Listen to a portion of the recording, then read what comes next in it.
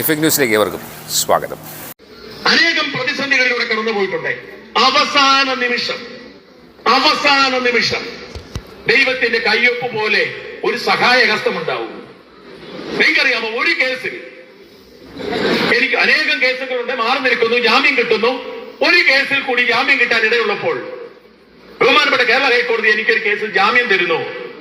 എന്നിട്ട് എന്നോട് പറയുന്നു, 3-ാം ദിവസം നിലമ്പൂർ പോലീസ് സ്റ്റേഷനിൽ പോയി ഹാജരാവണം. എനിക്ക് ആദ്യമായി മറ്റൊരു കേസിലെ ജാമ്യാപേക്ഷ പരിഗണിച്ചുകൊണ്ടിരിക്കുന്നു.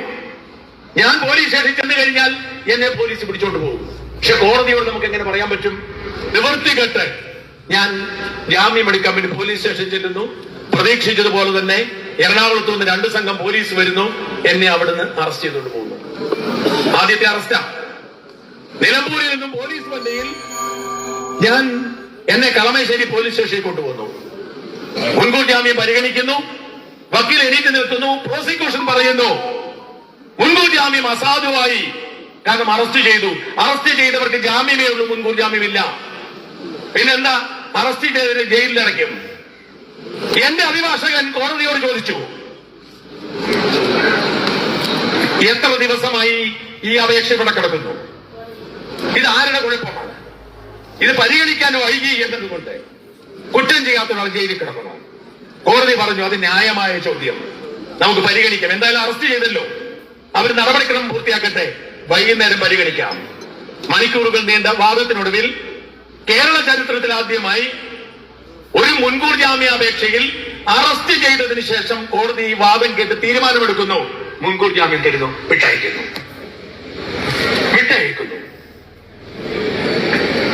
ഇത്തരത്തിൽ അത്ഭുതകരമായ ഇടപെടലുകൾ നടക്കും. ഞാൻ സാധാരണ 9:30, ഞാൻ പറയാം, ബഹുമാനപ്പെട്ട മേയർ ഉള്ളതുകൊണ്ട് ദീർഘിപ്പിക്കുന്നില്ല. ഞാൻ സാധാരണ 9:30 മണിക്ക് കിടക്കുന്ന ആളെ 4 മണിക്ക് എണീക്കും. യാസ്മീനും സംഘവും വന്നിരുന്നു. ഇന്നലെ അവരോട് ഭക്ഷണം കഴിക്കാൻ പോയി. അതുകൊണ്ട് 11:30 മണി 12 വരെ എനിക്ക് ഇരിക്കേണ്ടി വന്നു. ഈ സമയത്ത് ജാസ്മിൻ ടെൻഷൻ അടിക്കുന്നു, ഹാരിസ് ടെൻഷൻ അടിക്കുന്നു, അജയ് ടെൻഷൻ അടിക്കുന്നു. എന്താ വിഷയം?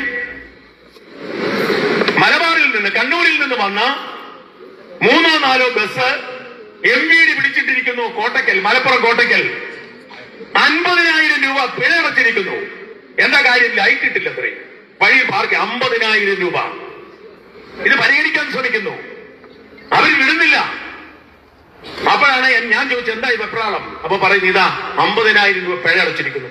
ഞാൻ പറഞ്ഞു, MVDക്ക് കൊടുക്കൂ, AMVക്ക് കൊടുക്കൂ. ഞാൻ അദ്ദേഹത്തോട് പറഞ്ഞു, നിങ്ങൾ 50,000 ആക്കണ്ട, 50 ലക്ഷം പിഴയിട്ട് ഒരു കുഴപ്പമില്ല. പക്ഷേ അവരുടെ 1 രൂപയില്ല.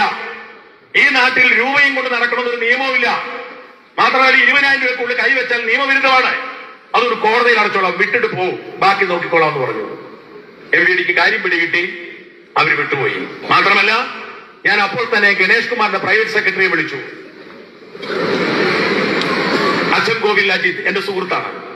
പാതിരാത്രിയിൽ തന്നെ MVDയെ വിളിച്ച് വിശദീകരണം തേടി. പപ്പ വെക്കുക, ഏതോ ആശുപത്രി മുതലാളി, ഞാൻ മനസ്സിലാക്കുന്ന മിംസിന്റെ മുതലാളിമാരാണെന്നാണ് എന്റെ ധാരണ. കോട്ടക്കൽ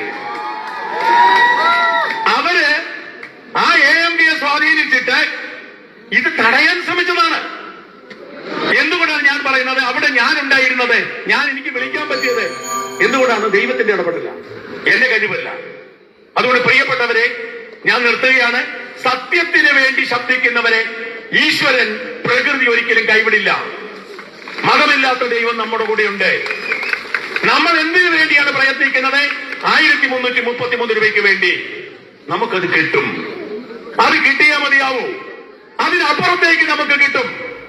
നമ്മൾ ജോലിയെടുക്കുന്നത് ശമ്പളം വാങ്ങാനാണ്. അത് നേടിയെടുക്കാനുള്ള ഇച്ഛാശക്തി ഈ നേതൃത്വത്തിനുണ്ട്. ഇവിടെ കൂടിയിരിക്കുന്ന ആയിരക്കണക്കിന് നഴ്സിംഗ് സമൂഹത്തിനുണ്ട്. നിങ്ങളോടൊപ്പം നിൽക്കുക എന്ന ചരിത്രപരമായ ദൗത്യം, പ്രകൃതിയുടെ ഉത്തരവാദിത്വം, ദൈവത്തിന്റെ കൽപ്പന എന്റെ മേലുമുണ്ട്. ഞാനും അത് ഏറ്റെടുക്കും. നമ്മൾ എല്ലാ അവകാശങ്ങൾക്കും വേണ്ടി പോരാടും.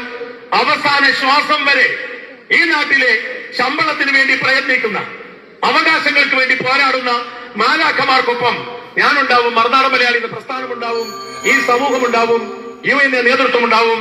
ജയ് ഹിന്ദ്, ജയ് UN. പുതിയ വാർത്തകളും വിശേഷങ്ങളുമായി വീണ്ടും കാണാം. അതുവരെ ഏവർക്കും നന്ദി, നമസ്കാരം.